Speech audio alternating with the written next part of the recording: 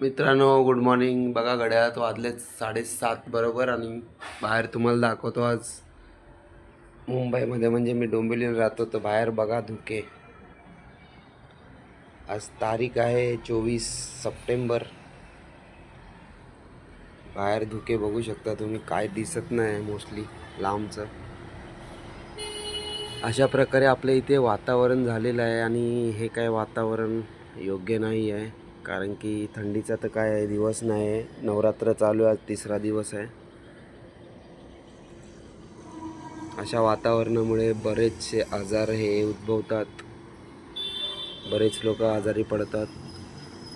इतर वेळी समोरची इथे बिल्डिंग जवळच आहे खूप, पण त्या साईडचं पण लांब लांबचं खूप दिसायचं सकाळच्या वेळी. सूर्य हा समोर, ही ईस्ट साईड आहे, सूर्य हा समोरच उगवायचा, पण आता बघू शकता तुम्ही.